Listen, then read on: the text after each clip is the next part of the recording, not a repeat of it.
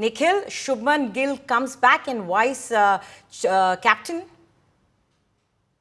Well, that's right, Anjali. That, in fact, is the big headline at the moment, that Shubman Gill has made a return to the Indian T20 setup. Why do I say it's a return? Because remember, Shubman Gill was part of India's 50-over squad. Remember, he's also a test captain. And ever since the Indian team was focusing in the last year or so on the 50-over format, he wasn't part of the T20 setup. And now, for the very first time in 12 months, the Indian selectors had the unenviable job of picking a team from a full strength squad available. And it was a tough exercise, I can imagine, because there are so many good, talented players. And just to single it down to 15 wouldn't have been easy for them. Shubman Gill does get the nod. There were a few question marks over whether he can really make it into the Indian T20 team, because in the last 12 months, while he was not around focusing on the 50-over format, the young Indian T20 team was setting the stage on fire. And looking at the way that young Indian team was playing with the strike rate that they were playing at, it seemed that it'll be a touch and a go sort of a situation for Shubman Gill, the Indian test captain at the moment. Can he make it to the T20 team or not? And they have gone in with that. We heard the chairman of selectors in Ajit Agarkar mentioning that they also see leadership qualities in him. So they're probably building him up as your next T20 captain. He's already the test captain, remember? And of course, Shubman, if you take a look at his IPL record, last 3 seasons have been incredible for him. And I think that has really helped him cement his spot. Because Shubman comes in, there are a few notable omissions here. I think that will be the big debate, the big talking point. The 3 big omissions that I can think of, which will be debated for some time to come. Yashasvi Jaiswal, the young opener who was a regular member of the T20 setup, he misses out. And we heard the selectors saying that, it was only those many spots that we could fill, and they really feel for a Yashasvi, but really could not fit him in the 15. Shreyas Iyer, who took his team to the IPL final, Punjab Kings, and has been outstanding with the bat, both in the IPL and overall in T20 cricket, he misses out, and so does Washington Sundar, all-rounder that has been doing well for the Indian team. So these are the 3 big omissions that are there. In fact, the selectors have said that if instead of 15, they could pick 16, they would have gone with a Washington Sundar, but he's unlucky. So 3 big omissions here, and the 1 big inclusion is that of Shubman Gill. Right, but Nikhil, also we heard the names that have been omitted, that cropping up in the questioning. But Ajit Agarkar also mentioned that this is not the team that will go for the World Cups. They will be choosing a new team, and the opportunities will be provided to the players then.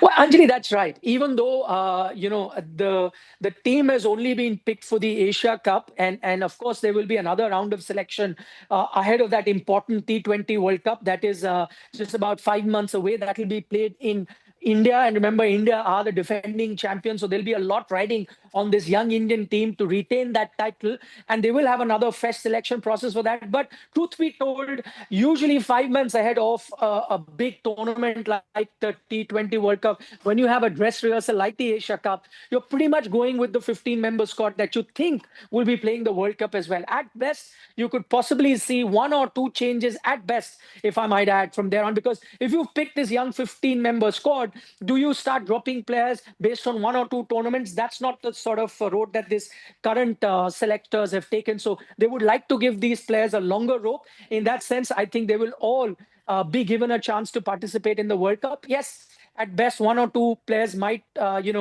change position based on the form that they show at the Asia Cup. But pretty much, this is the squad that you will see representing India at that big tournament called the World Cup that will take place in India. Okay, Nikhil, do tell us, there are many people who are talking about not watching the Asia Cup. Do tell us, why are we excited about it? Why are the cricket lovers excited about Asia Cup?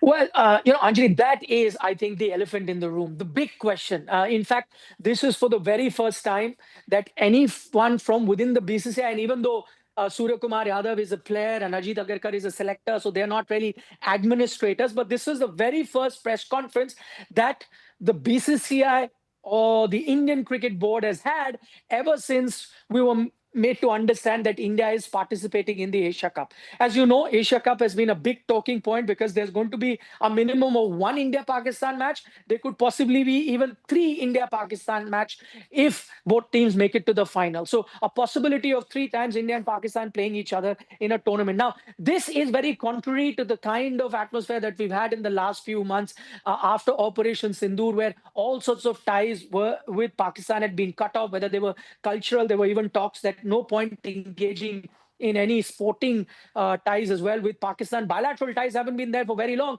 but people were of the opinion that now if you've banned social media handles of the Pakistan, YouTubers and people that talk on social media, when you've even Bollywood from across the border, then why must there be cricket between the two countries? Even if it comes in a tournament that involves multiple countries like the Asia Cup, India should ideally pull out. I must tell you that the public sentiment still remains the same.